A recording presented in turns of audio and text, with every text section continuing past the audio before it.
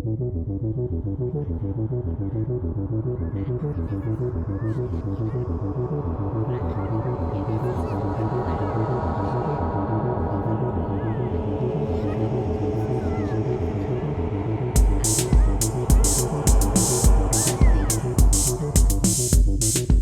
fellow investigators, and welcome to our video podcast, Into the Darkness, where my friends and I play the Call of Cthulhu role-playing game.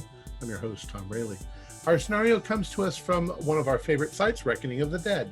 I've titled the scenario The Central Tree for the purposes of keeping the plot a secret. Its actual name can be seen in the credits at the end of our show. It was written by Matt Ryan and Noah Lloyd, and it's a one-shot, so there's only this one episode. And this is version 3. So, having gotten that out of the way, let's begin our journey into the darkness. The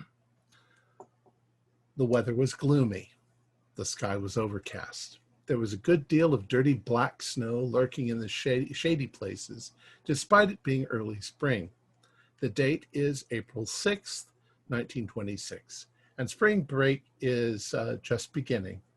A handful of faculty members from the Miskatonic Biology Department have been called into a meeting with the head of the department, Dr. Holmes Winside. His office is large and comfortable, and his back wall is lined with shelving 7 stacks high, displaying all sorts of biological specimens preserved in formaldehyde, including a fully grown human heart. Gentlemen, good. Please come in, sit down. Drink? Would you like a drink? I'll take whiskey. Yeah. Right ahead. Schnapps. The reason I called you in is twofold. One is I know that you've said earlier you didn't really have much to do over spring break, but mainly the reason I called you in was this morning I was contacted by the mayor of a little town called Rutford in central Massachusetts. Rutford has the distinction of being the town that is dead center geologically for Massachusetts. In the dead center of that town, there is a large elm tree, which is called the Central Tree. The reason why the mayor contacted me is he needs a team of biologists, such as yourselves, to come out there and take a look at the tree. He says there's something wrong with it, and it's 150 years old. He's very concerned. It's a fixture in their town. It's really the only thing they have going for them out there in Rutland. It's farm country. It's quite a ways out there, probably about 3.5, 4 hours drive from here. But if you're willing, he'd like you to come out and take a look, see if you can diagnose what's wrong with it, and see if you can save the Central Tree. Certainly. Yes, Do you of have course. photographs of the tree? Oh, no, I don't. Ulmus americana, American elm tree. Yeah. Yeah, I've worked with them in the past. Yeah, I don't mind going out there. Douglas and Marcus, they're good company. Well, I called you in early enough today so that if you want, you can get your stuff together and take a drive out there. It's pretty easy getting out there. I think you drive into Worcester and then up into the country. Good. That's it. I thought maybe Sounds like you'd be fun. interested. Got nothing Wunderbar. better to do right now. School's out, so let's. Yeah. And we don't know. They don't know whether it's a bacterial infection or insects or it could be just about anything. So, take whatever diagnostic stuff you need with you. Okay. All right. All right. We'll finish our drinks, be hospitable, and then And that's go pack our things. by the way, his name is Mayor Don Merrick. Done. Yeah. Noted. You're done. All right. Gentlemen, have a good day. Auf Wiedersehen. Thank you, sir. And so you all go about your stuff. We will assume that you get whatever equipment you need. The basics. Put on the hiking boots. Oh, yes. This is in the town, though, you said, right? It's in the town. The center of the town? Oh, okay. So we don't need outdoor gear so much as just for the weather. This is more like in a park, not a forest or something. Right. And Excellent. it's early spring, so like I said in the beginning, there's in the shade underneath the trees, there's often little bits of snow, but it's all melty. You know, the temperature outside is chilly, but it's not that chilly. Everything is busting out in green, and flowers are starting to appear everywhere.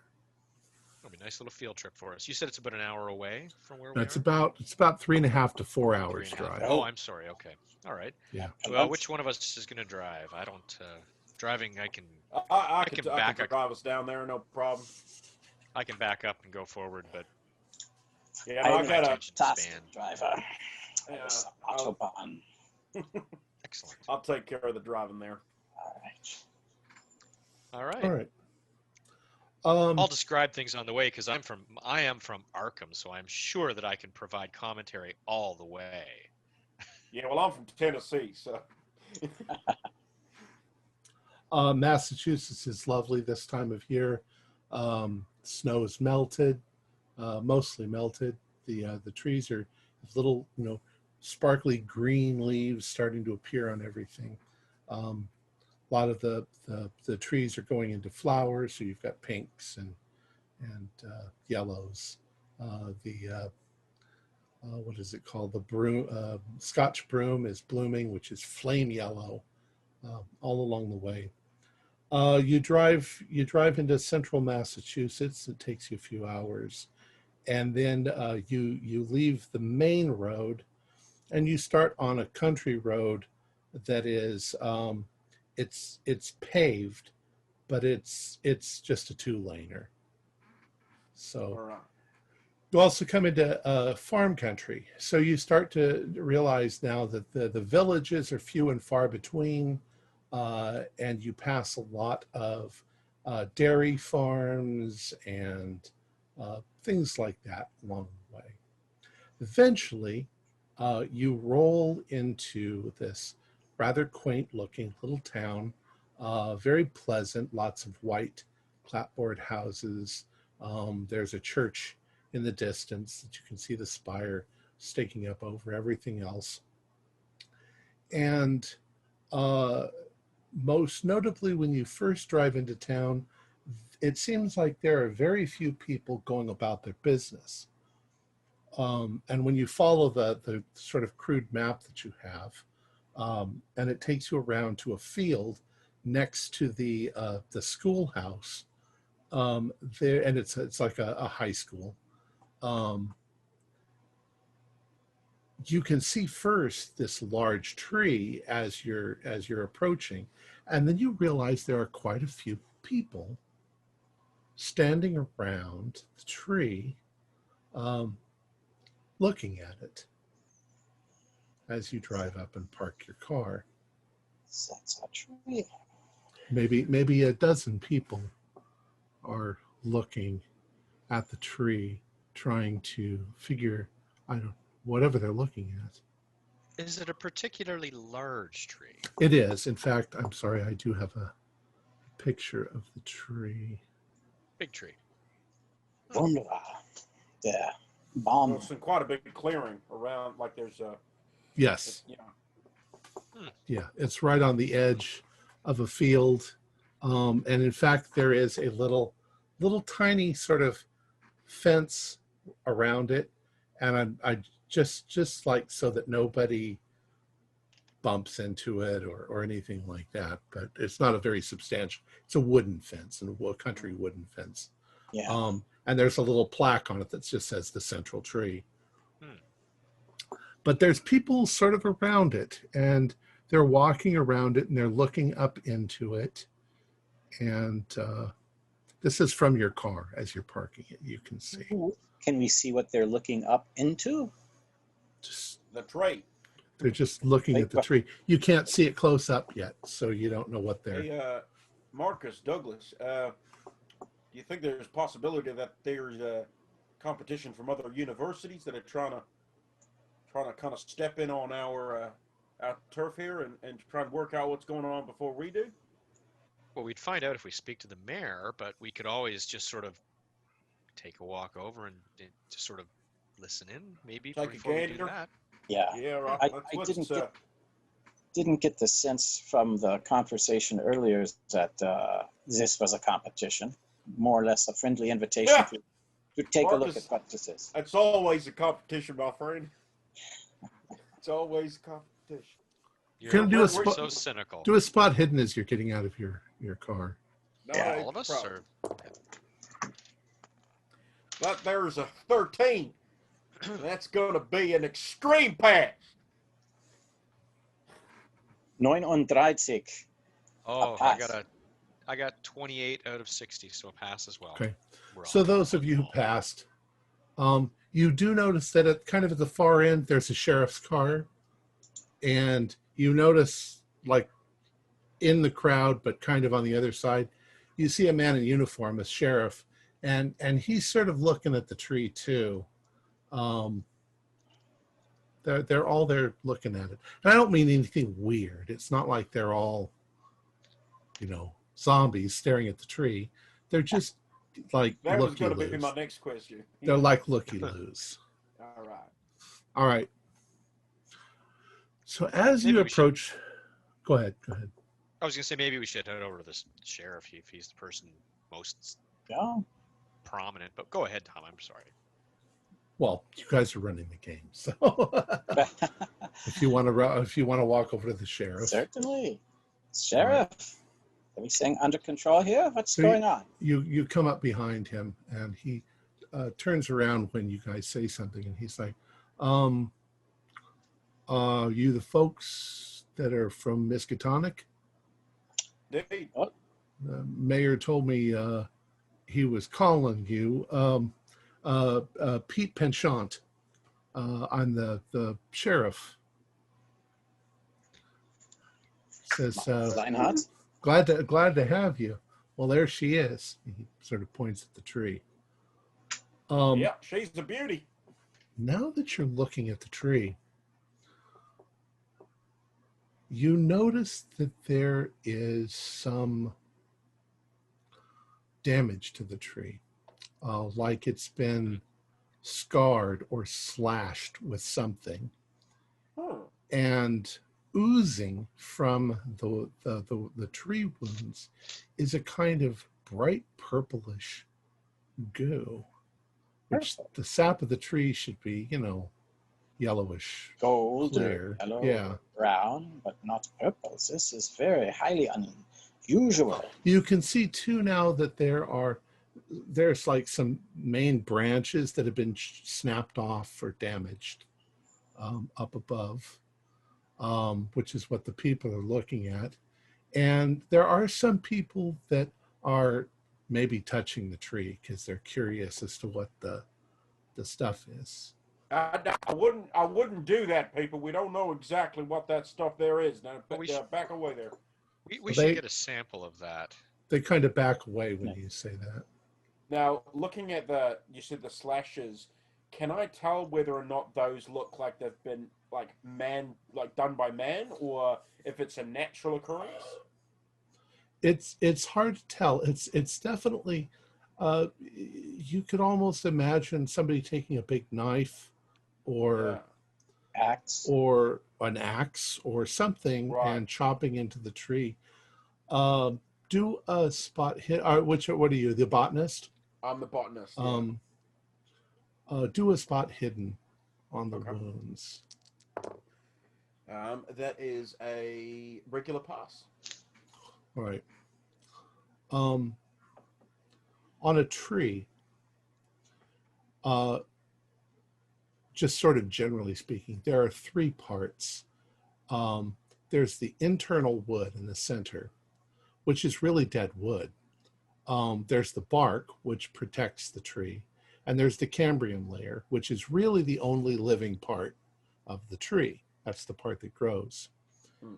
And when a tree is wounded, it might take a season or two, but the Cambrian layer heals. It'll form wood that will curl in, and you'll be able to see the scar forever, but you can see that it's repaired itself. When you're looking at this, it looks like the tree is already well underway to repairing itself, even though this is this recent? Yeah. How recent? Yeah. Hey, Sheriff, what about these gashes here? When did they appear? Well, we only noticed this a couple of days ago. Well, that doesn't make any sense. Then I mean, Marcus Douglas, come over here. You see these gashes here? The sheriff just said it happened they noticed it a couple of days ago. This is healing up. This is something that takes years for this process to really start kicking in. So and I mean, look, these gashes here, they seem like they're possibly man-made. I don't think this is something that's naturally occurred here.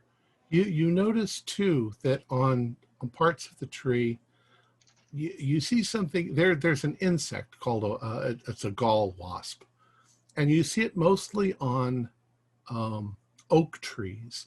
But the wasp will lay its eggs underneath the bark, and it'll cause the bark to swell up like in a little ball. The tree is trying to protect itself in the process. Once again, this takes a season to happen. But in this case, you've started to notice that there are little galls all over the tree going up towards like the central crotch of the tree. Yeah. And that they are also oozing this purple goop from the end of them. I would like to take 2 samples of the goop from 2 different far apart areas and put them in my little test kit for further analysis later. We could also cut open one of the galls, perhaps. Yeah, that's what I was thinking as well. Take some samples of that. And if only we had an entomologist with us. Well, yeah. Well, Larry, I think he was going to be brought in, but he's never on time. He's a bit of a, you know what I'm saying. And so we should also maybe, if we could take some samples of the bark and things, and I could do some tests on to work out why it seems to be healing itself so damn quickly. Yeah. Hey, Sheriff. We should do these things quickly and.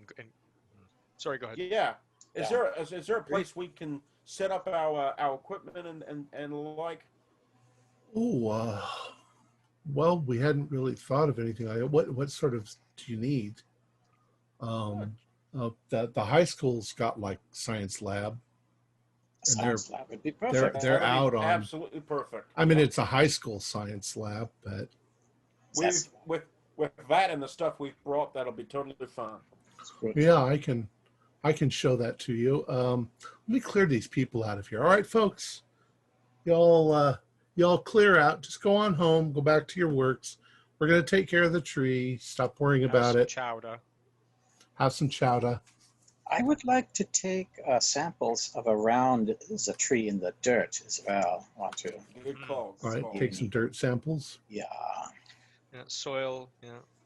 Soil as well. That makes sense. And look for any disturbance around the soil. Like, it's spring, grass is starting to grow better, I would assume, but there's no visible distress in the grass either. Right. I would assume. The grass right near the tree is somewhat bare. I mean, the ground is somewhat bare, but the grass is starting to come up around it. Marcus, do a spot hidden roll. Yeah, well, yes. At 14. All right. When you're looking at the dirt, you're getting some samples of the dirt. You notice that nearby there is a nest of harvestman ants. They're the big giant. Yeah, big guys. Big for ants. The red ones. Yeah. And normally, I mean, you just know this from biology and from observation. Normally, they're seed gatherers. Okay. But in this case, there are a few places where that purple stuff has dripped onto the ground and the ants are collecting it and taking it back into their nest. Interesting. So they are feeding off this. Gentlemen, look at this. Have you seen? This is unusual. This doesn't. Bugs are not my expertise, but The other, There's area in your the other meter. two of you do a spot hidden also. that is a fail for me. Yet. All right. All right. So you, the sheriff says, "Here, let me go. Come with me. I'll unlock the school." Oh, thank you kindly. All right. Now, the school is literally at just the side of the field, and it's a fairly modern high school, for 1920s. But I'd like you all to do a spot hidden as you're walking there. I'd take even 30. It's a hard pass. Yep. I 53 also out of got a hard 60. pass. Yeah. Not a hard. Okay. Well, Hudson and Marcus, the three of you are walking over to the high school. Sheriff is leading the way. You're walking on the path up to the school, and Hudson and Marcus, you both glance back at the tree, just naturally looking back at it. And you notice when you look back at the tree, there are two people that were in the crowd that didn't disperse. And they're not looking at the tree. They seem to be looking for something in the field around the tree. They're obviously looking for something, like they dropped something. Are they looking around where I saw the trail of unusual ants with their... No, they're actually not that close to the tree. They're maybe 10 or 15 feet away from the tree, and they seem to be looking for something on the ground. Now, you've already moved 100 or so feet away from where they are. Sheriff, Yep. Sheriff, do you know by any chance who these two people here are? They seem to be they seem to lock something down there by the tree. He looks back over and he says, "Well, that's Margaret Rundle. She's our grocer's wife, and the other one is I don't have any extra names. The extra one is Ben Charlotte. He's just a local from the town. I told him to leave, but I don't know. I'll chase him off when we're done." Yeah, that's fine. That's fine. All right. So he takes you into the school, unlocks the door, and unlocks the door to the science room. And it's a high school science room. There are individual tables for doing experiments for each of the kids, but there are also a lot of microscopes and things like that. Some of the bigger equipment that you didn't bring with you. Nice. Oh, Now he says, I don't know how long it took you to drive out here, but if you need us to set up some accommodations where you can stay, then I can take care of that while you're. Well, that would be appreciated. I think this might be more than a day. It's a 3 or 4 hour drive back, and probably not going to want to make that later on today. I mean, worst comes to worst, if you could just get us some camping stretchers or something. I don't mind camping here. I don't want to impose on you lovely folk. Oh, we don't have visitors that often. I'm sure you could stay over at the hotel, and All right. it's a bed. I don't think they really had bed and breakfast, but it's a boarding house. Oh, that'd be fine. Thank you. Well, I'll start bringing some of our equipment through then, gentlemen. Excellent. I will start cleaning some of the slides for the microscopes to take a look at this purple goo. What I'll do, Tom, is when I'm bringing them in, I'll kind of set up 3 separate stations for all of us. So, like, we're all in there, but we've each got our own space to do our research. That's good. Okay. So that'll All right. probably take me a bit of time. All right. Well, it takes you 10 minutes or 15 minutes to set up. What would you guys like to do first? I am looking at the goo under the microscope. I could look at the soil while you're doing that. And Excellent. I'll look at the bark. All right. The goo is strange. It seems to be composed of cells of some sort, almost like a slime mold. This is no sap. It's not just sap. This is some sort of slime mold. Very technical term. And it seems to be slightly mobile. Dear God! Like it's moving about, just not oozing. It's hard to tell the difference between whether it's oozing or Well, moving I on was its own. But if you know, you're a biologist. Biologist, yeah. Yeah, you would know that slime molds can do that. They look somewhat like they're almost living things because, well, they are living things, but they sometimes look like they're crawling when they're sort of growing is what they're doing. Such a fast rate. This would be better for a microbiologist, yeah? That's me.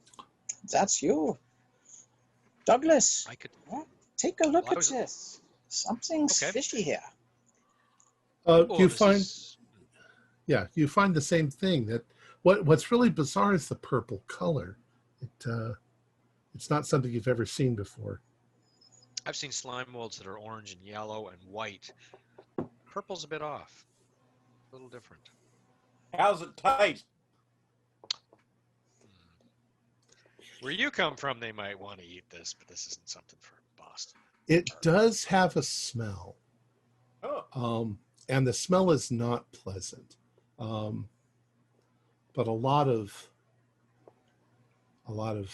fluids and goos are not necessarily pleasant smelling. It doesn't, however, smell like a fungus. If I take the second sample and I take just a portion of it and apply heat to it, slow increasing heat, what happens to it? It is damaged the way that you would expect. It stops moving and it seems to debilitate. It breaks down. Okay. Deliquesce. do I find anything strange with bark? Only that places where the purple stuff has touched the bark, it seems to have increased its growth rate by some degree. Like a super growth rate creator or Whatever that factor. purple goop we've got there seems to be kind of accelerating the growth time on the bark on the actual tree itself. It doesn't make any sense. Well, slime It's like molds, don't they exist on rotten plant material anyways? It's using it as a food, perhaps? what's given it it's almost like a growth steroid or something. It's I've never seen anything like this before.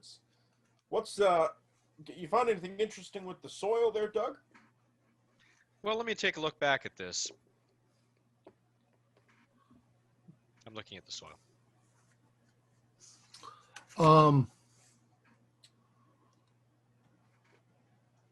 It doesn't seem to be consuming anything. It just seems to be trying to move around stuff. If it gets mixed with like the soil, it slowly pushes the soil out of itself. Almost like it's self-purifying. Very It's a strange. very interesting. It's almost I wouldn't want to say a thinking organism, but as you say, it is absorbing and eating the bark, the cellular material, the natural food source for these kinds of molds and such.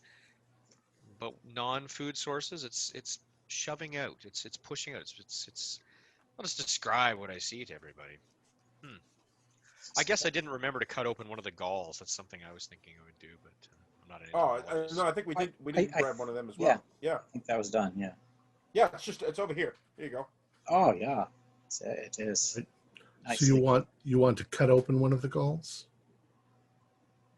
Yeah. Okay.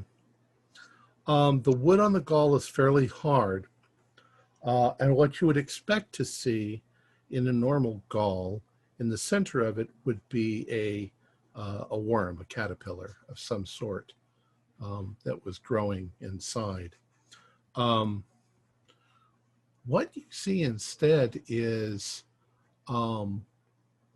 nothing at all except more of the goo.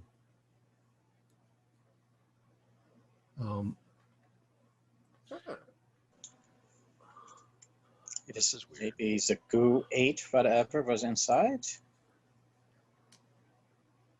Is there a kitchen in this high school? Quick, I think to myself, is there like a cafeteria? There is a cafeteria.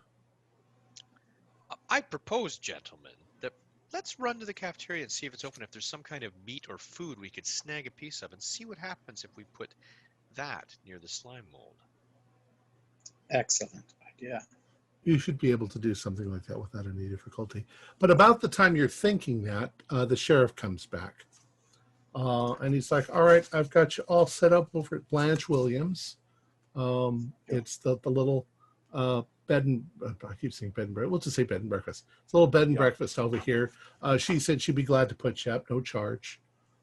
We just want you very to kind. Very kind. fix our very tree.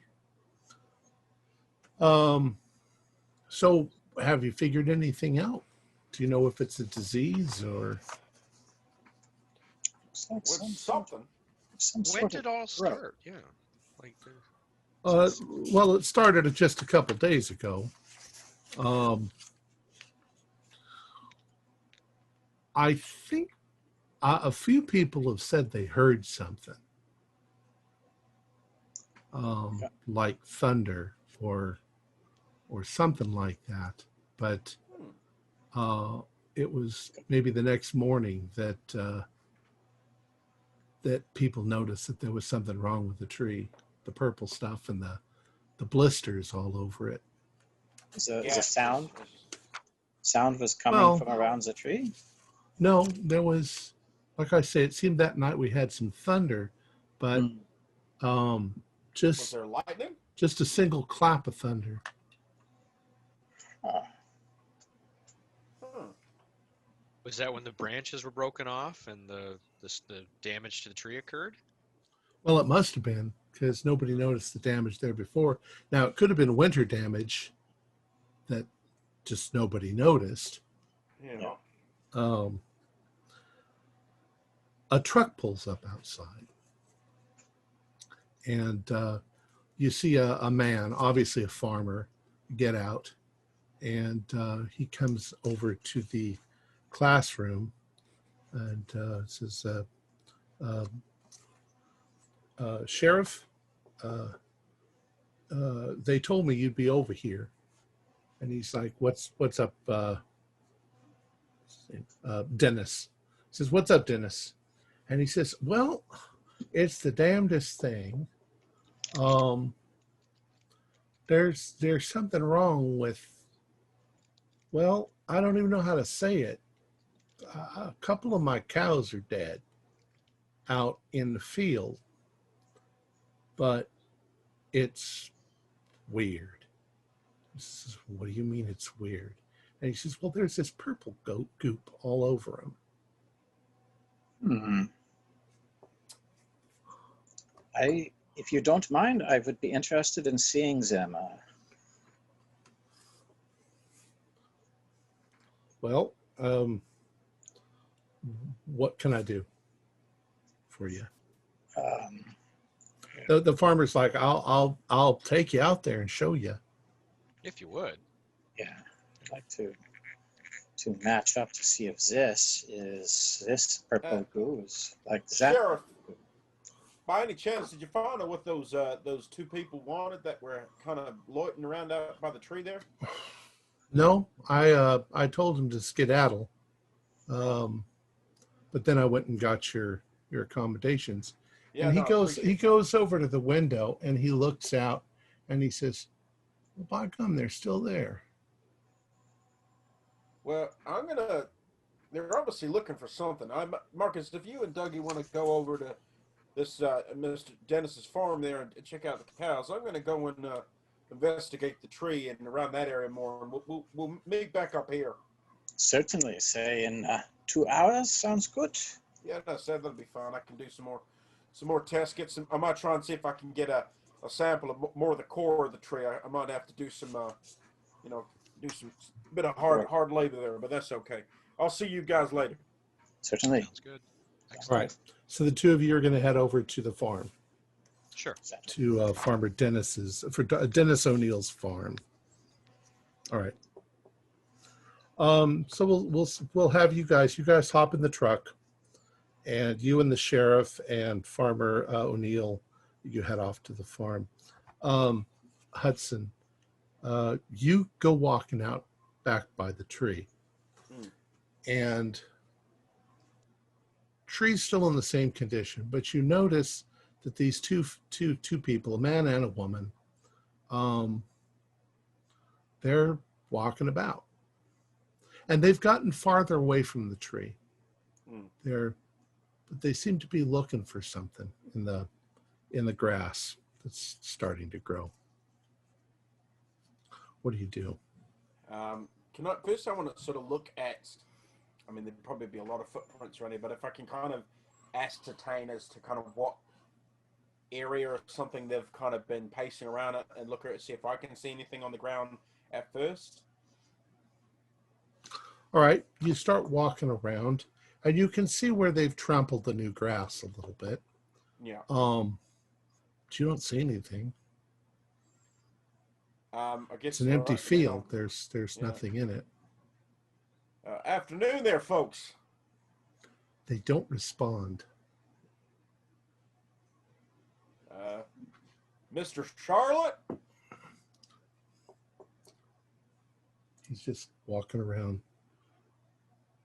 I'm going to get, not like straight up to them, but I'm going to try and get a bit closer that I can maybe they can't hear me or whatever, but I want to kind of get a bit of close enough that I can give them a bit of a psychology roll to sort of see if there might be something a bit loopy about them. Okay. All right. So who are you walking up to? They're not together. Probably the woman. Yeah. Okay. Probably Margaret. Was her Margaret name? Rundle. Yeah. Yeah. She looks like a woman who is looking for something rather intensely.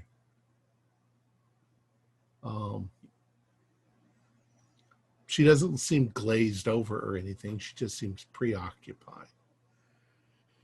I guess I'll sort of, as I get closer, I'll say, Margaret, Miss Rundle. She completely ignores you.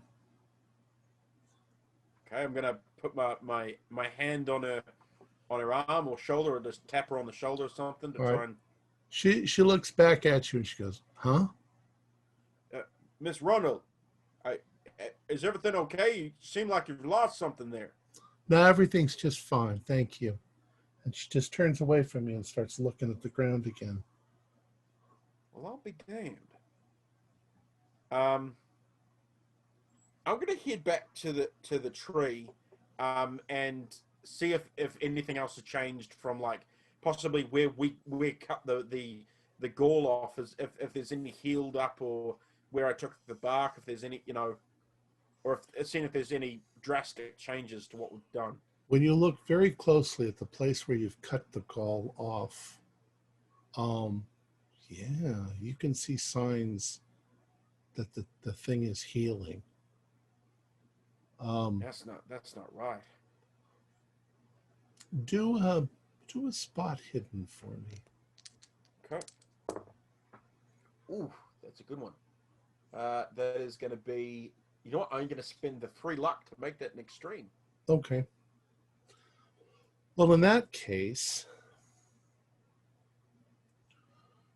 you start to realize you notice something.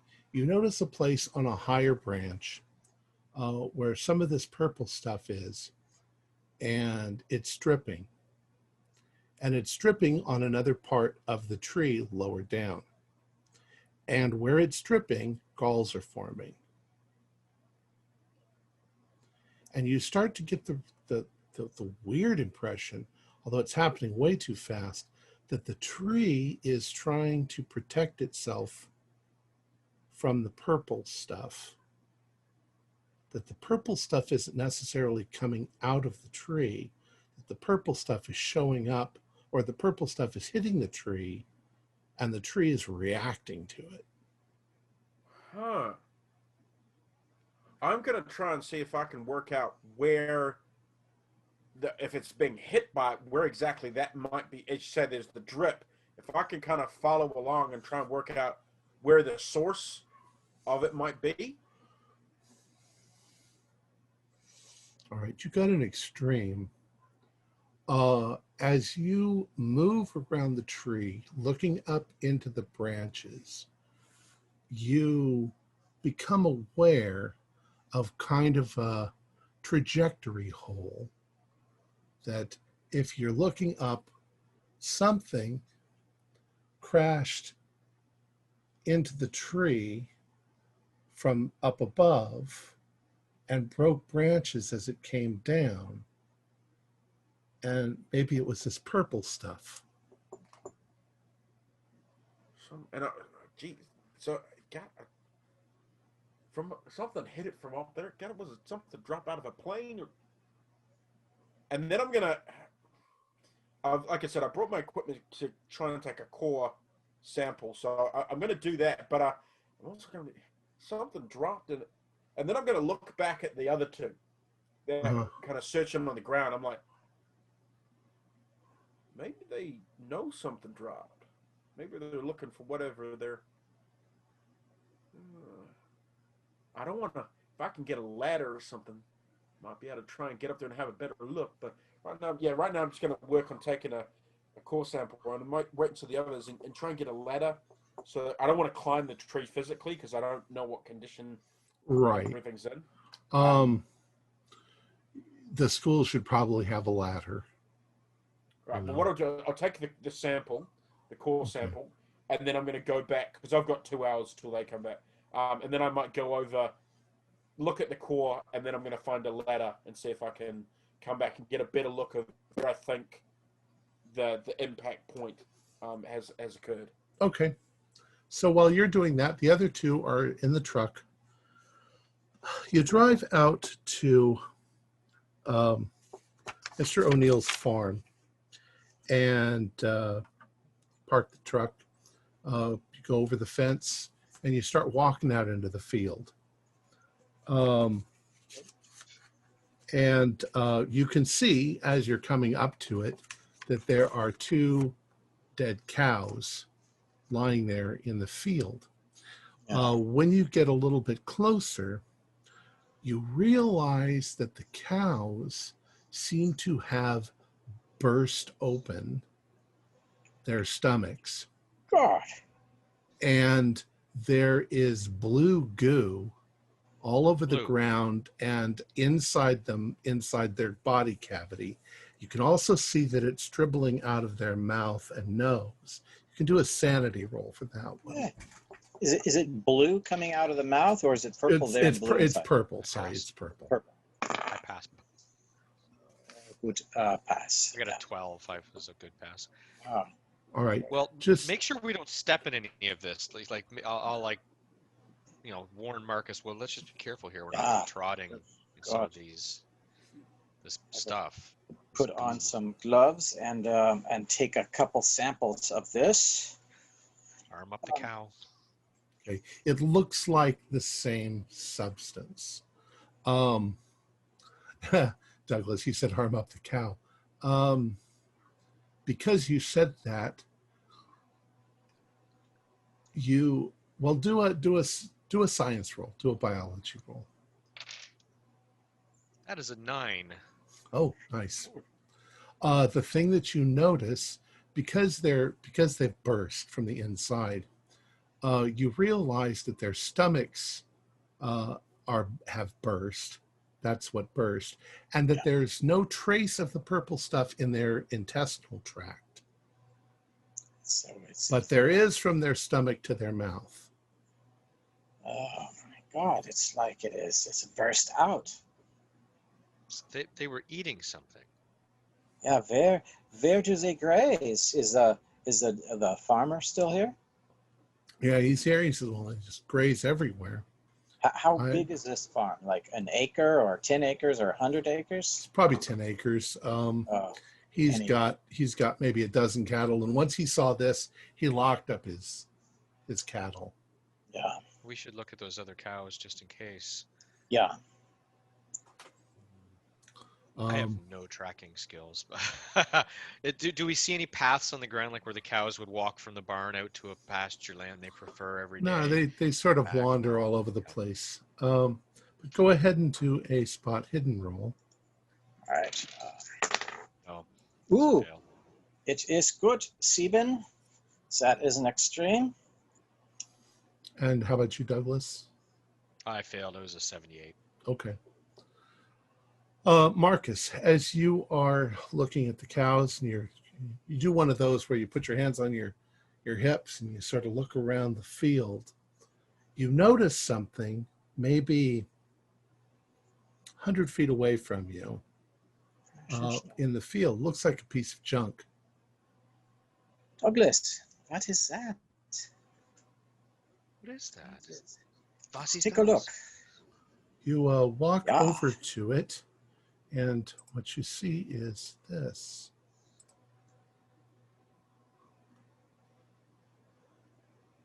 Interesting. Looks like some sort of shells that's been. Yeah, it's fairly large. It's about 2 feet long. Oh. It's made out of brass. Brass.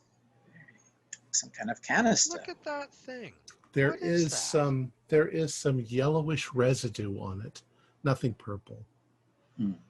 Do we recognize the type of container? Like, is it like an agricultural pesticide spraying canister? Doesn't look like anything you've seen before, and it definitely looks like it was hand welded together. Ask the farmer. Do you know what this is? Is this something you've seen before? I've never seen that before. I have no idea what that is. Is there impact marks, like it came in from above or that across? Now that you look, there are impact marks. In fact, there are also scorch marks. Are there also hoof marks around this area? There are hoof marks everywhere in the field. So yeah, there would be. But I mean, if they're clustered around here, I just want to. Not really, no. But there are definitely scorch marks. Yeah. Take a sample of any residues. Take a look inside. Wear gloves, and don't touch anything really without gloves on. But look inside. Roll it over. See if there's any markings. Like there are no markings, but it definitely gives you the impression that it was made, that it was welded together. It doesn't look like anything. It looks like it's a part to something. Yeah.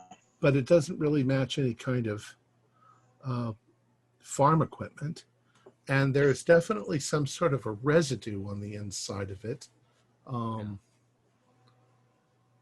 it has a strong smell. It smells of gasoline.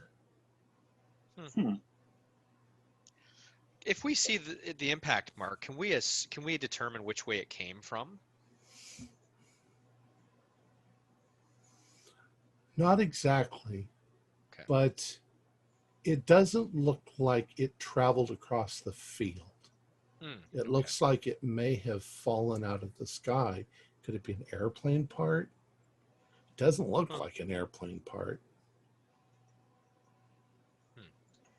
But you said there's like a little crater around it, a little impact.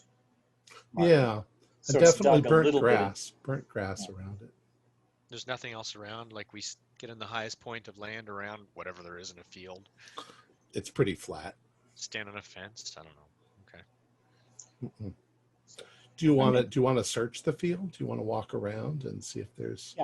Yeah, I wouldn't mind just giving it a once over. I don't want to spend a couple days tracking through it, but No. All right. Maybe get the farmer and the cop to walk with us, like in a little pattern, quickly, just walk back and forth and see if we could all see if there's anything else in the field. All right. I would like you to do a spot hidden. all right. You were hesitating there. What else were you going to ask us to roll? I could have said luck roll. I failed that too. I just passed. It's just a regular. Okay. Keep it on front. You just passed. All right. We'll jump back to Hudson for a moment. All right, Hudson. You've put the samples that you've taken back in the lab. Did you want to find a ladder? First, I'm gonna I'll go find a ladder somewhere. There must be like some kind of, I don't know, workman's shed or something. Maintenance. Yeah, sure. There would be a janitor's maintenance, whatever. Yeah. That's fairly easy to find. You find a kind of ladder you'd use to climb up. Some of the walls in schools are pretty high, so there's, let's say, a 15-foot ladder. Okay, I'll pick that up and make my way over to back over to the tree. All right. You walk out to the tree, and you notice now that the two people that were there, they've moved off quite a ways, and they're still wandering around. You put the ladder up against the tree, and you put your foot on the first rung of the ladder. And as soon as you do, we'll do a spot hidden for me. So. Okay. Regular. All right. You put your foot on the first rung of the ladder, and you glance over at the two people in the field, and both of them have stood back up straight, and they're staring in your direction, and they're now walking towards you. Not at any great speed, but they've stopped what they're doing, and they're walking towards you. What are you going to do? How far away from them they're quite a ways away. And they're not running, they're just walking? They're just walking. They're walking like they were walking before. I definitely find that strange. So my thought process is, I'm going to try and get up the ladder quickly, see if there's anything there, if I need to, and get down and get away as quickly as I can. I'm going to be rushing a little bit, but yeah. Okay.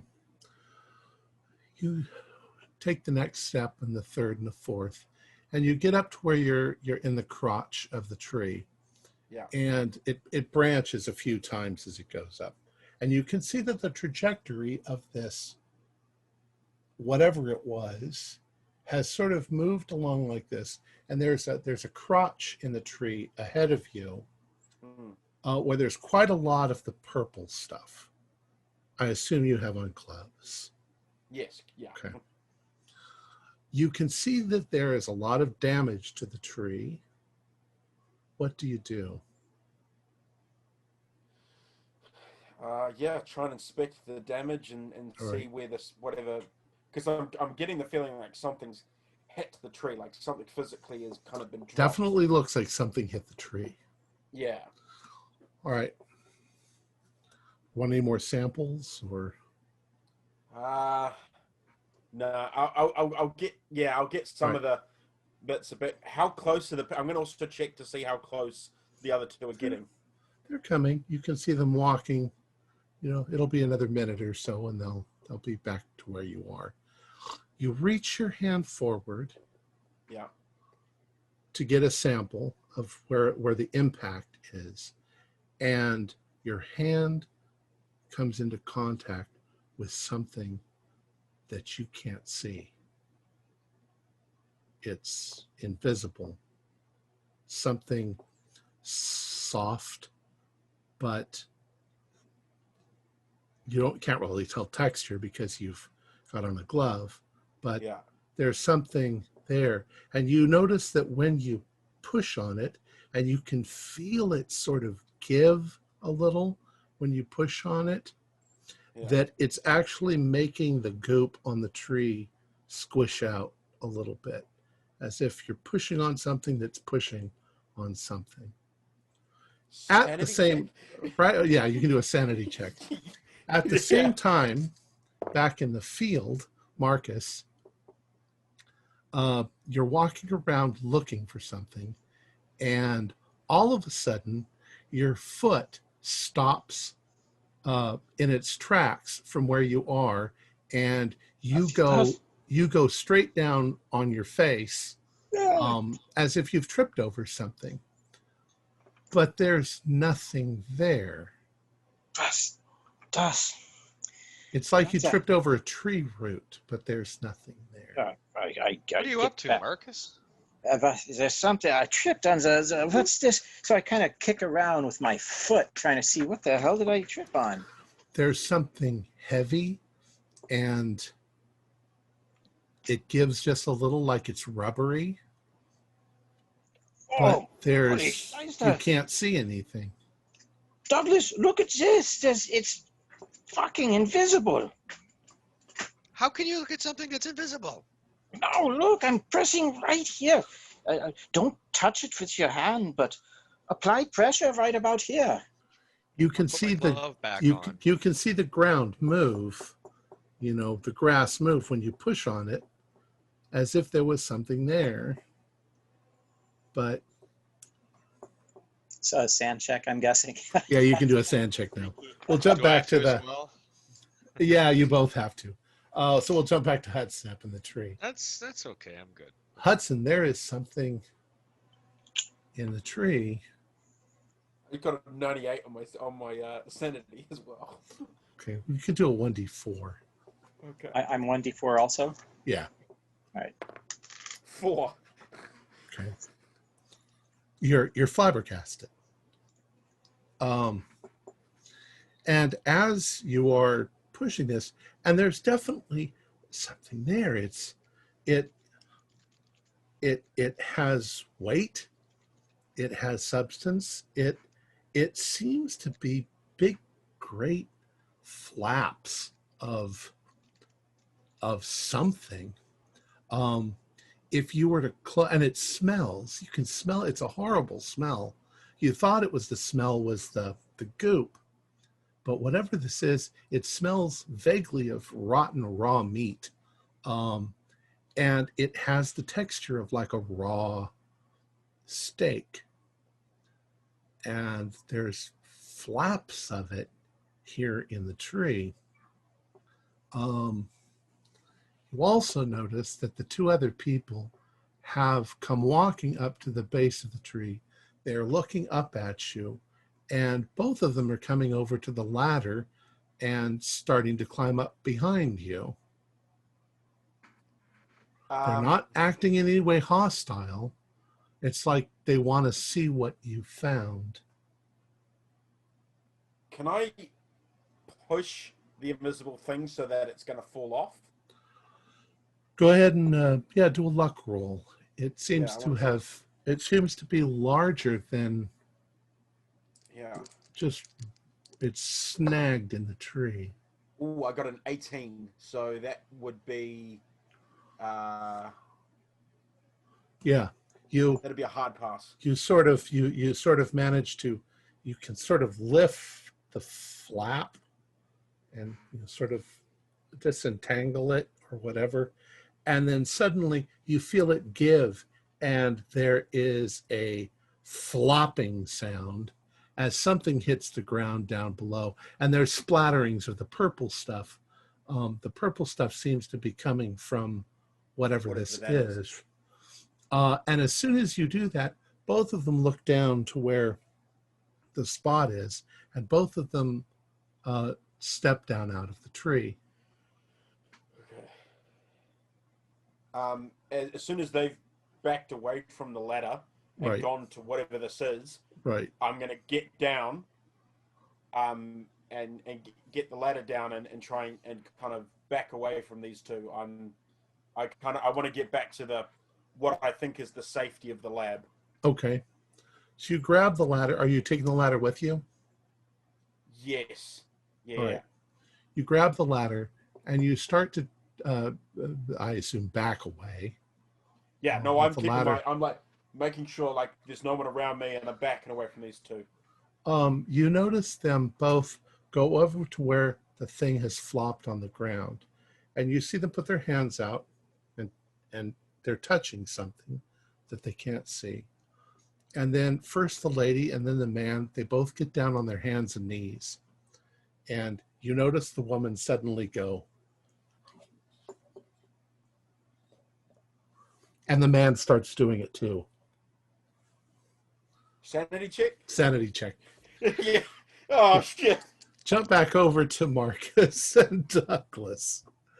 There is something lying in the field. You can feel it. It feels almost like a rope. It's got, like I said, it's got weight and it's got substance. It feels like a sort of a tentacle. But at one end of it, there's some sort of large bulbous thing about like that. What's And at the other end? well, you can see that there's purple dripping on the grass. Ah, Is there And- any dirt or sand around that's fine or light colored we could sprinkle on this to try to give yeah. it some substance? Or flour? I saw that in Scooby Doo in 25 years. Well, you don't have any flour with you. But yeah, 35. you take a handful of dusty dirt, and sort of sprinkle it, and you can see there's a shape.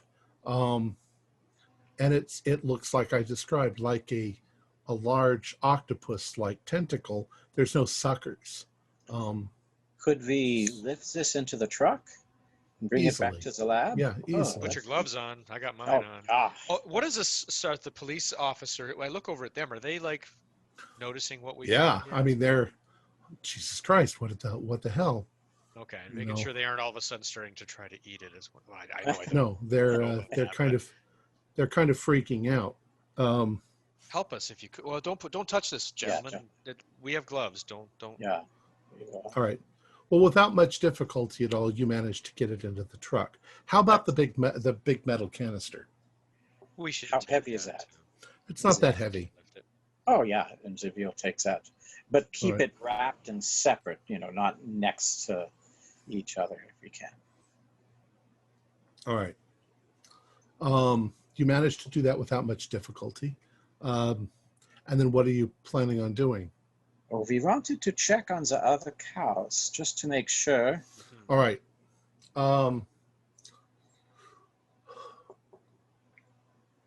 You go and you check on the other cows and do a luck roll.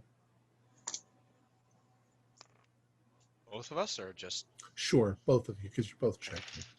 38, Oh, it is I a made it. pass. For a change, yes. There's at least 3 other cows that you notice the blue stuff around their mouths, as if they were eating something.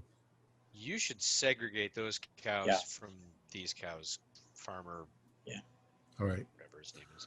Dennis, Farmer O'Neill. Farmer O'Neill. Dennis Mr. O'Neill. All right, Mr. Farmer O'Neill says, "All right, I will," and he separates them out. And then he's like, "Well, Sheriff, what am I going to do?" And the sheriff's like, "Well, I'm not sure. These men are scientists. They're going to figure it out."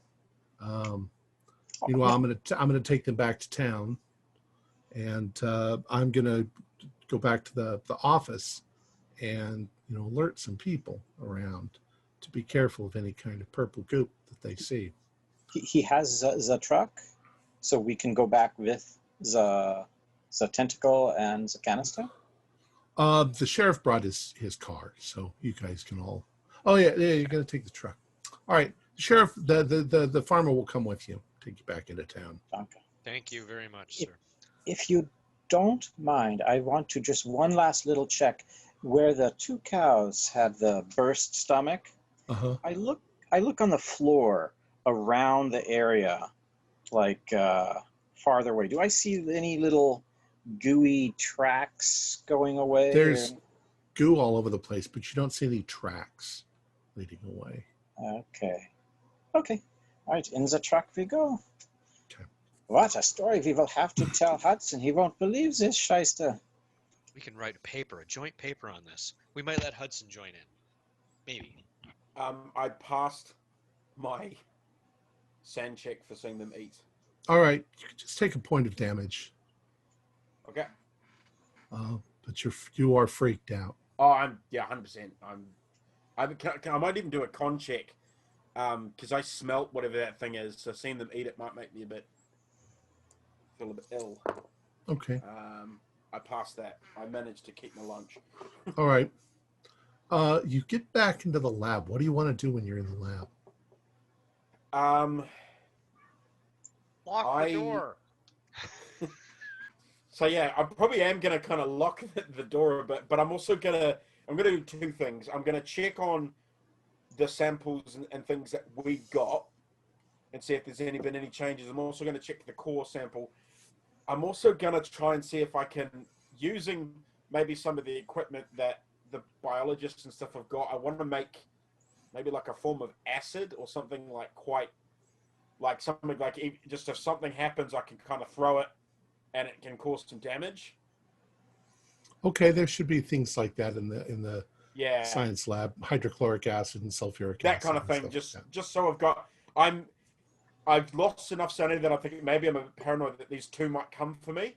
So I'm wanting to kind of have something that I can throw on them to kind of get them at least to leave so I can make a scarper. All right. As you are in there, and you're probably occasionally looking out the window, you can see they seem to be eating whatever it was that's on the ground.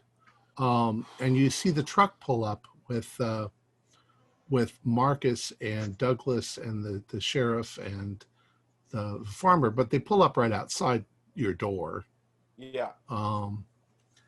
The 2 of you probably noticed the people on their hands and knees over by the tree, but you don't know why. I'm going to run out the door. There are people over there having a picnic. Douglas! Okay. Oh. Jesus H. Freaking Christ. Okay, I went over, right? And I climbed up the tree. There was something freaking invisible up there. And it smelled like rotten meat or something. These 2, the wackos, they started following me. So I pushed whatever the hell it was out of the tree. And they went over. They're goddamn eating the thing now.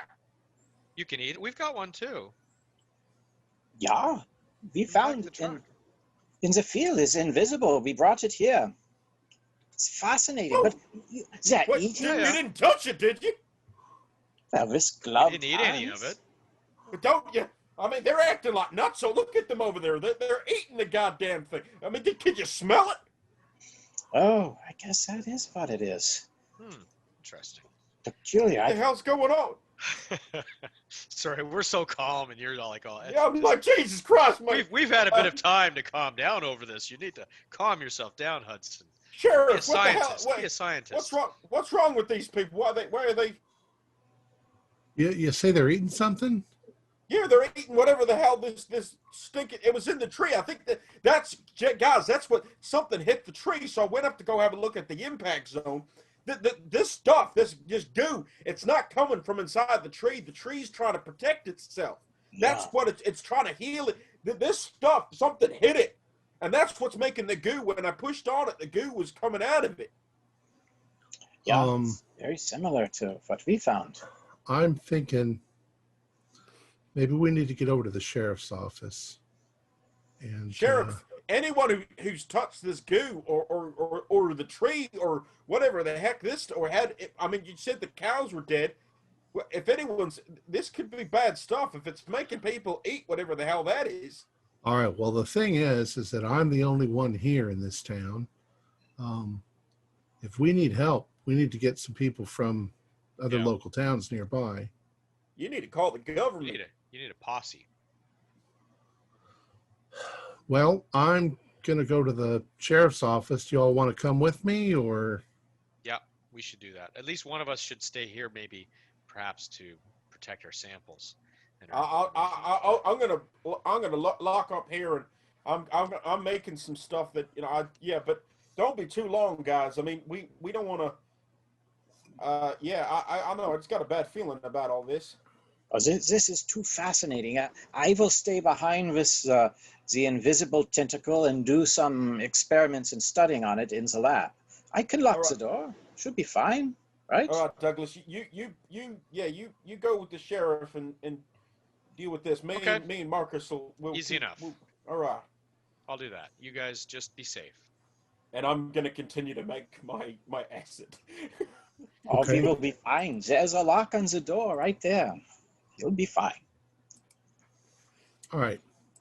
So, Hudson and Marcus, you continue to look at the stuff. Douglas and the sheriff head on over to the sheriff's office. Sheriff and you go inside, and the sheriff immediately, says, if you want to have a seat, there's some seats right there. Let me make some phone calls. I need to call, the Worcester County Sheriff's Department and absolutely see if we can get some more people out there. All right, Douglas, to spot hidden. Sorry, I was wondering who Douglas was. Oh. I'm lost. 24, so that would be, I believe that's yeah, I've got a 60, so that's pretty good. That's good. That's the hard. Yep. All right. Sorry, so you're sitting there. You hear the sheriff calling. You've got nothing else to do. You pick up a newspaper. You flip it open, and suddenly there in a picture is a shape of something that matches your metal thing that you found. And this is the article that you find.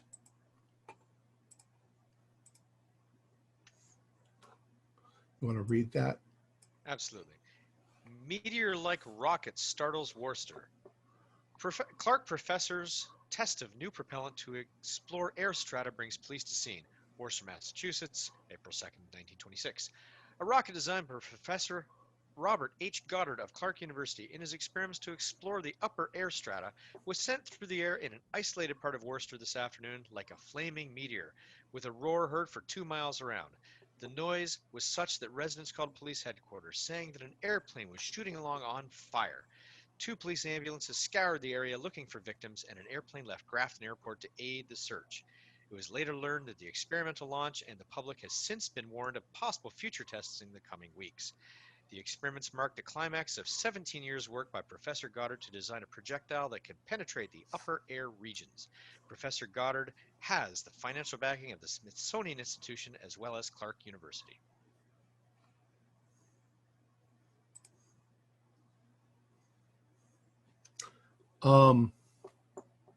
Clark University isn't that far away, 25 miles.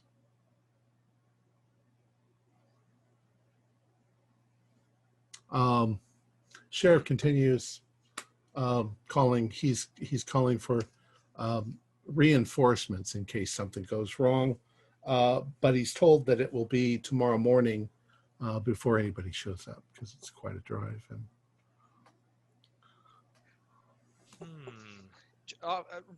Sheriff, does this object look like the object we found to you?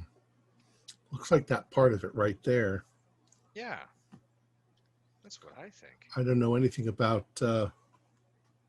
I did read that article.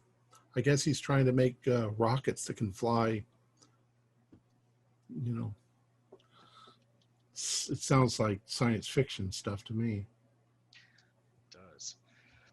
You know, maybe we should Maybe my colleagues and I should take a pop over to that university to have a talk with the gentleman. I don't know, or at least give them a call. Well, they're on I should- spring break, so I'm not sure that he would even be there.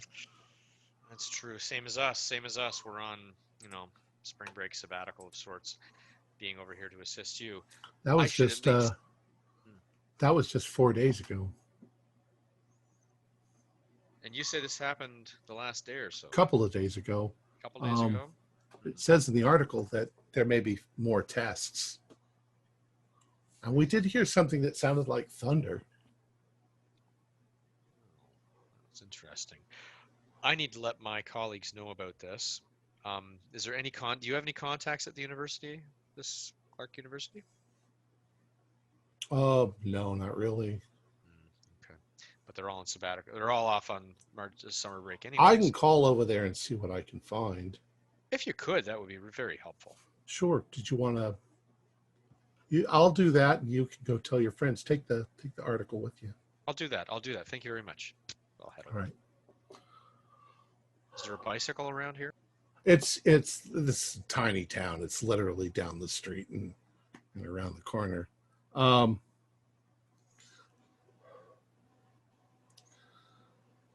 All right. So you start heading over towards the school.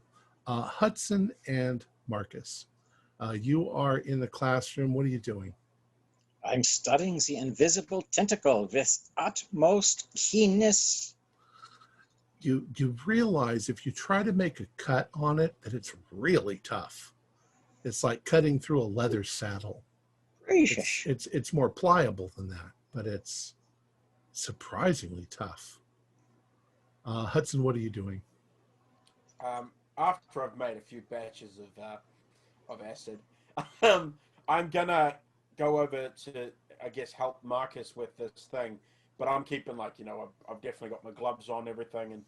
And hey, Marcus, what do you think if we burned some of it to see if it would, if the burn would make the thing visible, if that makes sense? You know what I mean? Yeah, this is fascinating. We should maybe try a small piece. Is it just the one piece, or do we have like a couple little pieces? You just have one large piece. It's a large piece. You can't seem to easily cut pieces off of it. And So you do did have it was a tentacle? right, and you do have Bunsen burners and things like that. Yeah, so I'm going to get to the narrower end of the tentacle and try and put it on the Bunsen burner. Okay, it doesn't come to a point.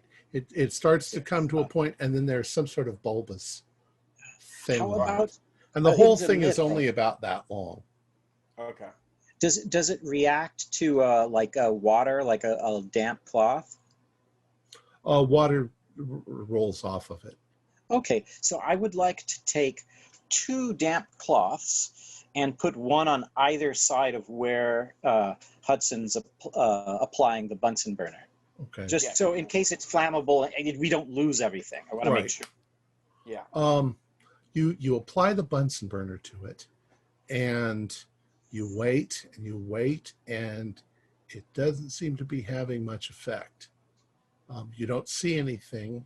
You can see the flame coming up and then spreading out as it's hitting it, but you're not seeing much of a reaction. Do a listen roll, Right. both of you. Do we hear a sizzle? Yeah. 31. It's a pass. Fail. I'm sorry, what was it, Hudson? I failed Fail. my listen. Marcus? Marcus is just stunned. I pass. Yeah. Okay, he passes. You were frozen there for Uh-oh. just a second. Yeah. All right. Sorry. Hudson, you're staring at it intently. Marcus, as you're staring at it, you suddenly hear something outside. And there's a bang on the door. And then That's a start. it sounds like some people moving around outside, and then suddenly on the window that's facing outside, there's a going on? hand, and then another hand, and then you notice the man who was out in the field and eating this stuff is staring in the window. He's got purple stuff all down the front of his face, and his eyes are kind of glazed over purple, and he's scratching at the window. He does not look well. And Douglas, as you are coming up to the school, you notice 5 people, and they're it's like they're trying to get into the building. They're scratching at the walls. One guy is scratching at the window, and a couple of them are pretty close to the door. Hey, what are you guys doing? The second you make a noise like that, a couple of them turn around and look at you, and you can see the purple stuff all down the front of their faces.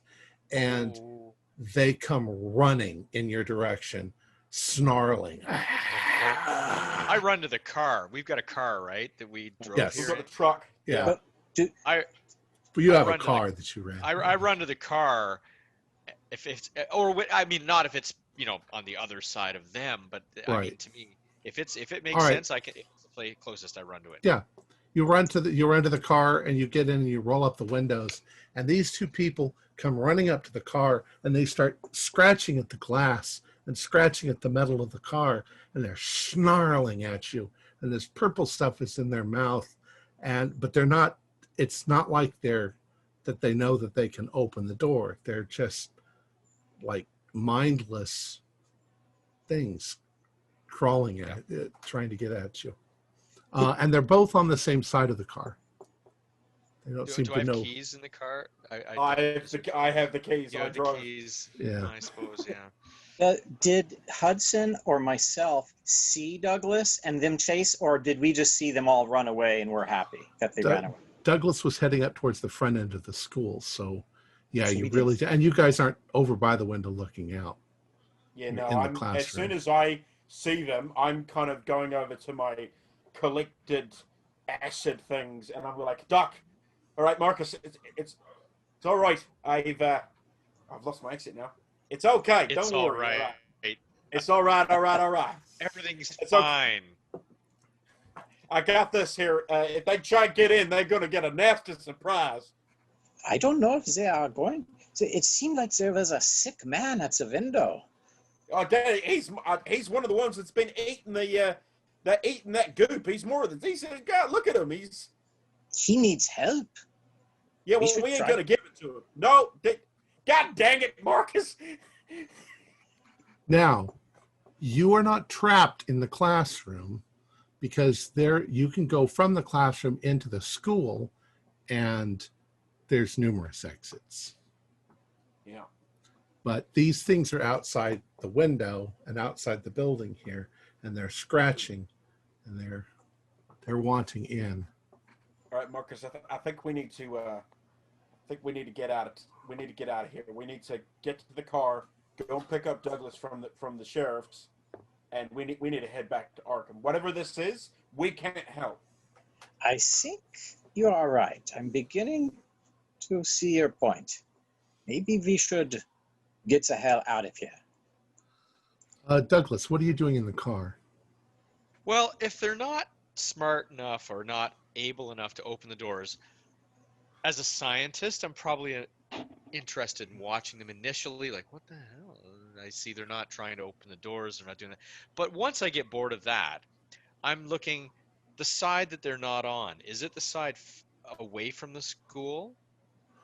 I'm thinking yes, they went. I don't. Correct. Okay, so on the opposite. So if I go out the other door, I'm going to go out and I'm going to be running off into the field somewhere. Right. Maybe or towards the sheriff's. So I'll just honk the horn. You guys hear the horn honking. I've locked the doors, by the way. Like, I've reached over to right. all 4 doors. Hey, Marcus, you hear that? Yeah, something's not. Yes, that's the car. That's the car alarm. Yeah. We. Okay, quickly. Let's try and let's go get to one of the exits. on the other side of the school, and we can run over to the car. I got the keys, and I got some of this stuff I've made. If we can find anything on the way through, like, I don't know, like a fire axe or something, I don't know, we'll grab it. But let's skedaddle. We can leave this equipment. We can come back. Yeah, I'll take from the lab. I'll take one of those thin metal rods that are on the base that hold up the Bunsen burners at various levels. I'll just take the metal rod part. Okay. Nice, good call. Yeah. All right. Also, do a spot hidden roll for the two of you inside the school. Excellent. Uh-oh, not good. Regular pass. All right. You do see a fire axe in the Cool. hallway. I've got a thing of my acid, and then I'm going to, in the other hand, take the fire axe. Okay. As you leave the classroom going into the school, you hear a crash behind you. You're pretty sure the glass window is broken. You work your way down the hallways to another exit along the side of the school, and you don't hear anything outside. You open up the door. There's nothing out there. I assume that you move around the school, heading back towards the front, and you can see that there's nobody outside. They've all gone through the window into the classroom. Interesting. After the invisible tentacle. But once you get to the end of the building, you look over and you can see that Douglas is trapped inside of the car, and there are two of these creatures that seem to be trying to get to him.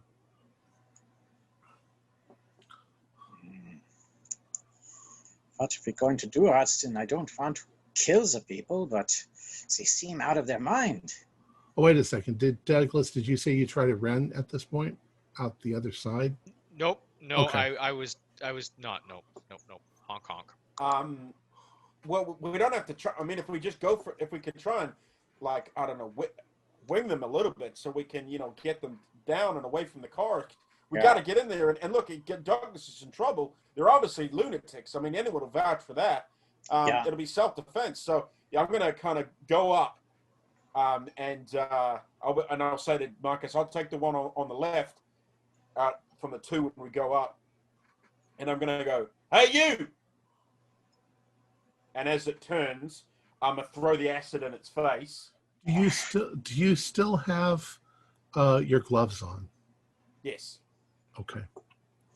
You say, "Hey, you," and both of them turn and look at you. You can see the purple stuff all over their face, and then you splash acid in their face. The splash of acid in their face causes them to just sort of, for just a second, back up, and then they start coming to you. And you can see as they're coming to you, their face is turning black with the acid and starting to smoke and burn, but they're not stopping. They don't seem to be feeling any pain or anything from it, and they're moving towards you. They move towards you slowly at first, and then you can tell they're going to start to chase you. Good God! And Douglas, you see this from inside the car. I'm gonna throw Marcus the car keys. Yeah. And then I'm gonna be like, "Get in the car. I'll lead these guys on a chase, and then try and work out so you can pick me up." All right. And so I'll sort of start. I'm gonna throw Marcus the keys, and I'm gonna start, like, slowly backing up a bit so that they, and kind of make a noise so that they'll follow me.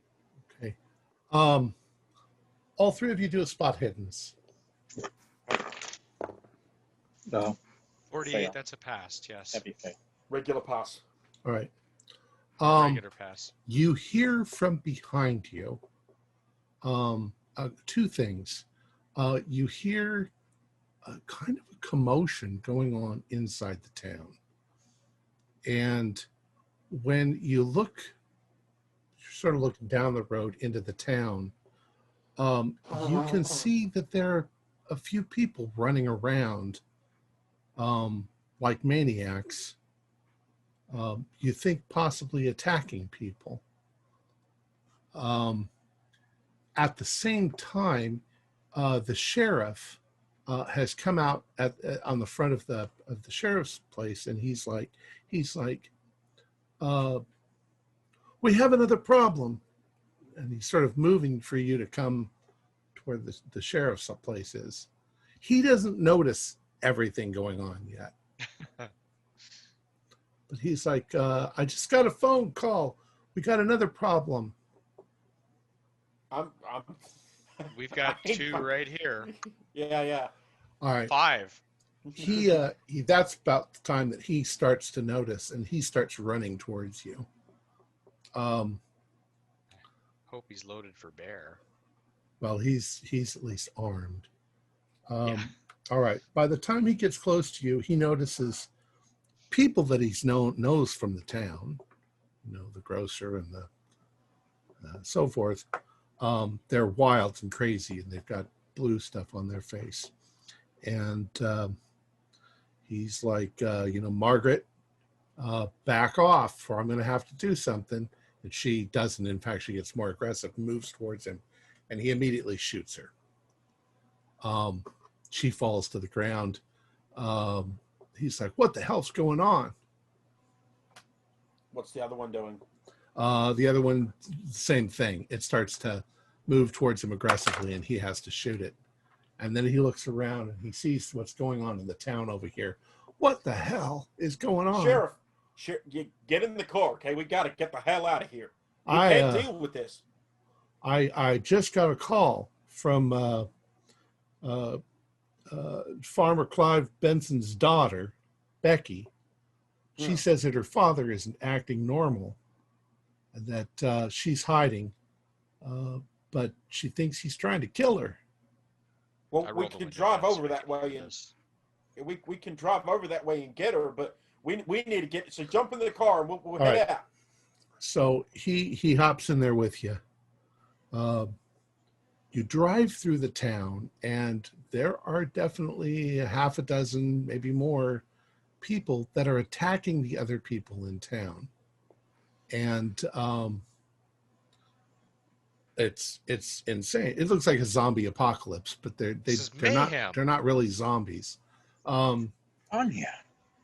He drives down the road. You get to Clyde Benson's farm, and you start walking up to the thing, and out of the barn comes Farmer Clyde Benson, and he is also blue or purple, and the sheriff shoots him.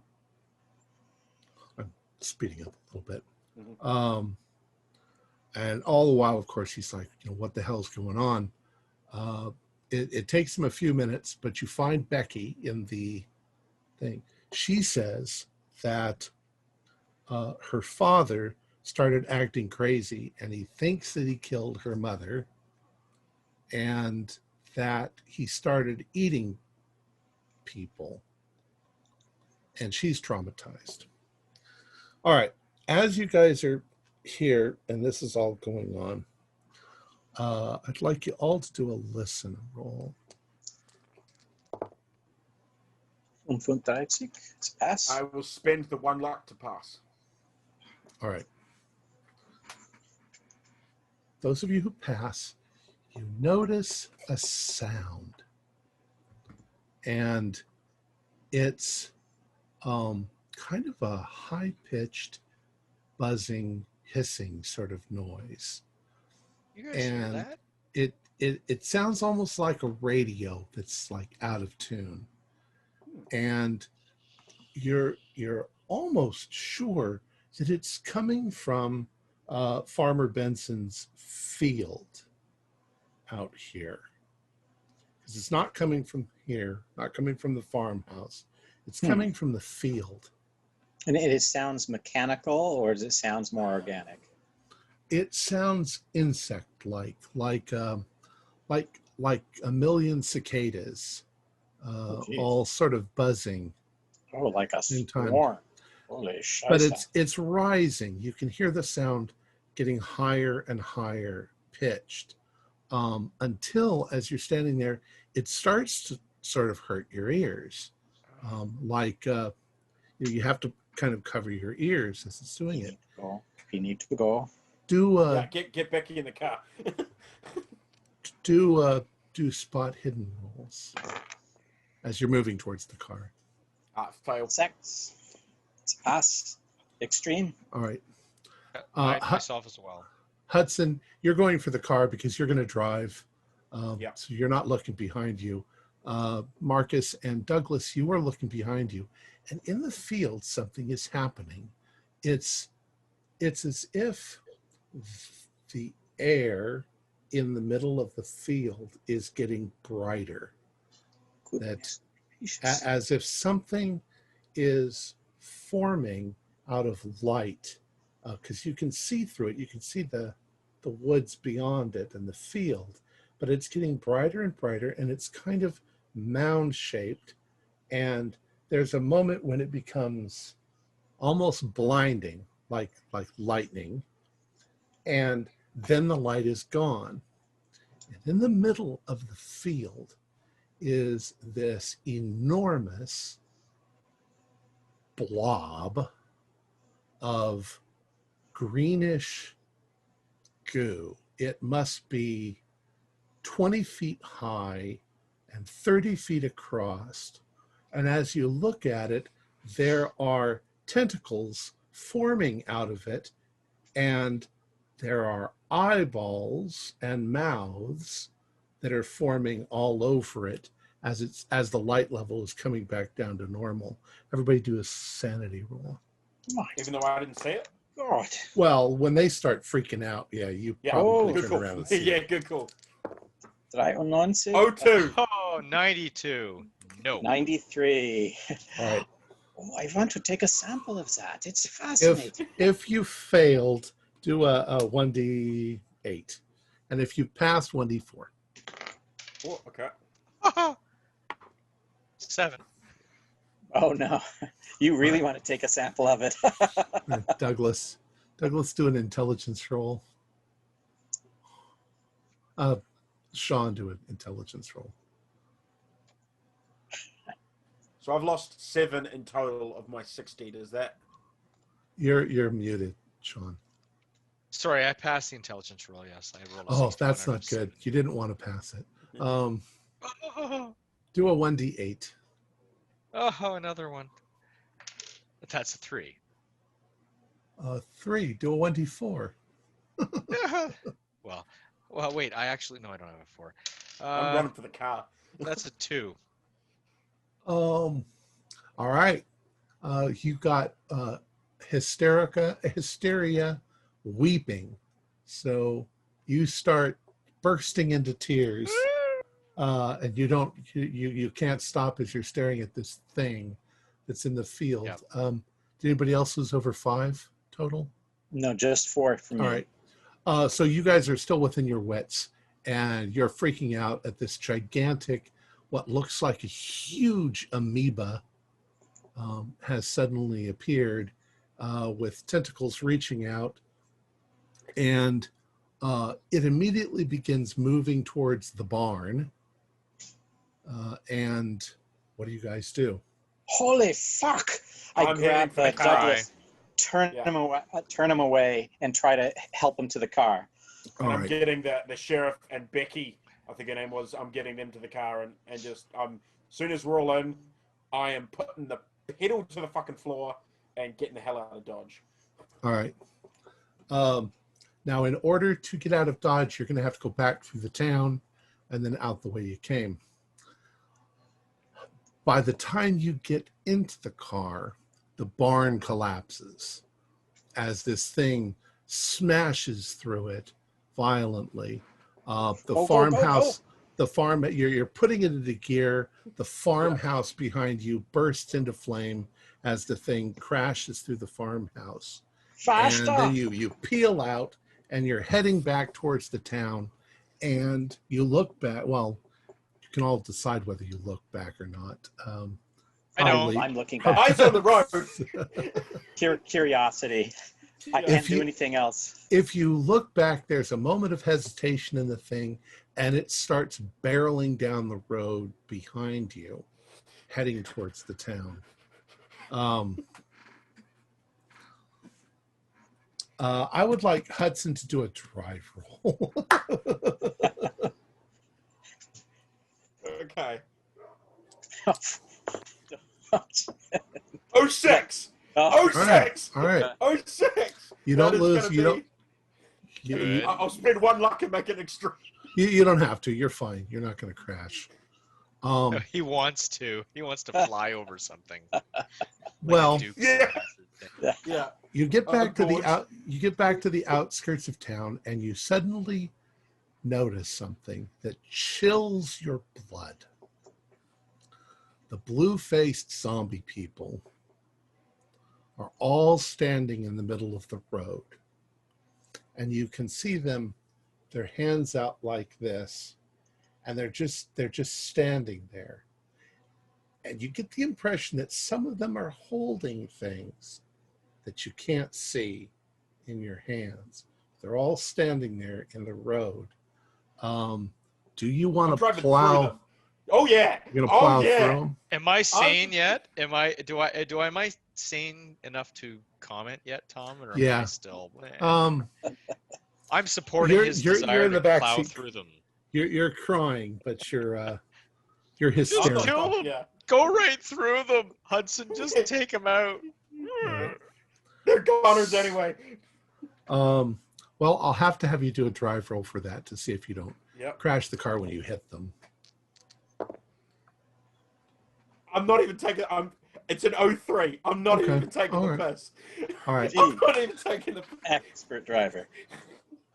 You manage to hit them, and there is a blue splatter as some of the purple goo, I keep saying blue, the purple stuff splatters on the car, and the bodies go flying into the ground.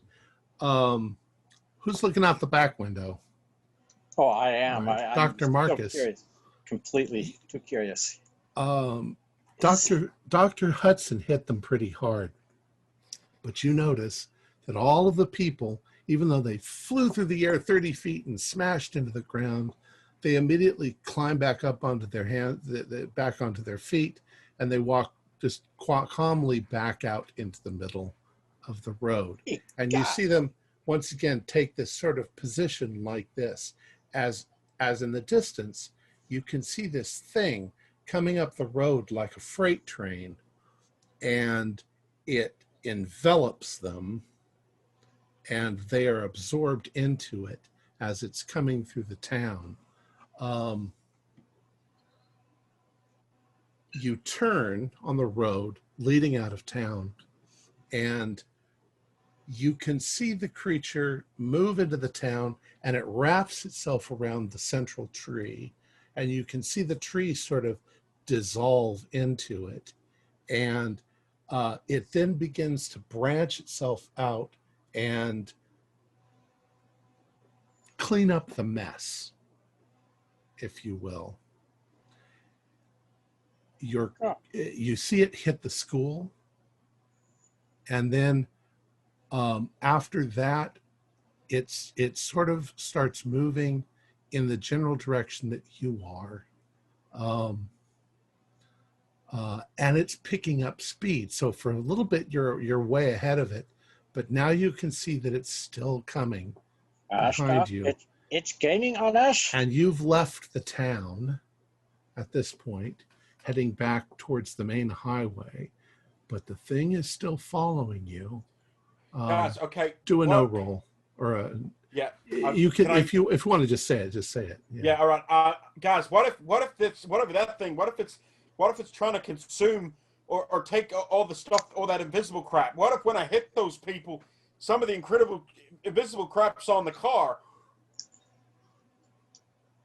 Are you gonna get out? Should we get out and run? No. We don't have any. If we've got any samples, dump it. If you've got, just leave it. Yeah, good idea. I have nothing. I got nothing. Yeah, I Okay, thought well, all I'm my I left it samples. back at the school. Yeah, all my I mean, it's a samples. risk, but let's. So yeah, we're literally. I'm gonna jump out, rip my gloves off because that's the only thing that I know that's touched the stuff, and I'm just gonna start running. How about the rest of you? Well, if he's already stopped the car, gloves, Stop the anything. car. Look around me. Anything's on my body like that has goo on it. I'm gonna ditch it. But Yeah. Yeah. I don't think I have anything. All right. You all manage to get out of the car and you start running, and this blob comes up. It hits the back of your car, and you see it sort of envelop your car, and it envelops all of the stuff that you dropped on the ground. And then it seems to stop where it is for a few moments, and then that sort of buzzing happens again, and the light gets really bright, and it's gone, and your car is gone, and everything on the road is gone, and the village is gone, and everything back there is gone. You can do another sanity roll for that. Oh yeah. That's 100. Oh God, that's 96. Yeah, big fail. I'm All good. right. 14. So Hudson and Marcus, why don't you guys do a I get max of whatever it is because I got 100. yeah, I think you take 8 points of damage. 8. Yeah. And D8. Marcus, you do an 8. Yeah, D8. Oh, it's even 7 points down. Oh, Not both good. of you. I started at 60. I'm now on 45. All right. So you guys doing intelligence rolls? Oh, All of us or great. just them? This- Just to the ones 81. who failed. I did not pass my intelligence. All right. Oh, I pass it big time. All right. So Hudson and Douglas and the sheriff and the girl, you just turn and start running. Marcus, do a 1d8. 2. Spy. You also flee. It's flee. But you find yourself running right past them. You're running twice their speed. And you run down the road. And you all make it out alive, but you probably have some really serious psychological damage. 100%. 100%. All right.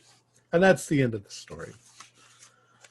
That was great. All right. I like it. So what the story is that Goddard, who is actually the pioneer of rocketry, is a real person, and he was working at Clark in Auburn. He was doing experiments with his rockets, and a couple days ago, he launched one of his rockets into the upper atmosphere. What he couldn't have possibly known was there was an elder thing from Antarctica that was doing observations on human society high up in the atmosphere, and his rocket hit the thing and tore it partially apart. The body then fell in various parts of the countryside. A big chunk of it landed in the tree. Part of it landed in a couple of farmer fields, and that was it. But they're scientifically engineered so that if something happens to them, they don't want humans to find out about their existence. So it gives off a kind of pheromone or spore. And anybody infected with that is compelled to collect all of the pieces and bring them to a central location. So the people in the field were looking for bits and pieces of it. They didn't even know what they were looking for. They didn't realize there was a big chunk right there in the tree. Once you had started collecting pieces, and once these people had consumed it, because the easiest way is for them to consume it and take it all to one spot, they could smell all the other pieces of it. So they came to the school because they wanted the pieces that you had. The cows had tried to consume it and eat it. The ants were trying to consume it and eat it and then all go to one central location, so that when the Antarctica people figured out what had happened, they could send a Shoggoth and have the Shoggoth go and eat all of the pieces and then go back. So I was right about the car had remnants of it. Yeah, you splattered them. If you had gone around them, then you wouldn't necessarily have had it. Although you still had traces on your gloves. Yeah, that's what I thought. So it would have been debatable whether the Shoggoth was like, nope, there's still some of it missing. And, that's why we ripped our gloves off. And right, that was the only thing I thought thing. was my boots. I was like, oh shit, what if I stepped in? Good call. Yeah. But the well, let's go ahead and finish. We'll talk a bit afterwards. Let's see. Our players included Stuart Lively, Zane Fleming, Sean Little, and Wayne Worthy didn't make it. With yours truly as the keeper of the secrets. We're currently producing up to 4 shows a week with music and sound effects added in post-production in order to create a richer listener experience. We provide audio-only versions of our shows free for you to download from Podbean or iTunes. The costs involved with the show are provided almost entirely by our patrons. Without them, we wouldn't be able to do what we do. If you'd like to support our show, please visit our Patreon account. Just $1 a month helps us a lot. You can find a link in the description below. Like, share, and subscribe to our channel, and punch the bell icon for updates on our latest shows. And leave us some comments. We enjoy reading them and answering any questions you might have. This is Tom Rayleigh, together with all the members of our gaming club, inviting you to journey with us once again into the darkness for another adventure into the universe of H.P. Lovecraft and the Call of Cthulhu role-playing game. Until next time, good luck and good gaming.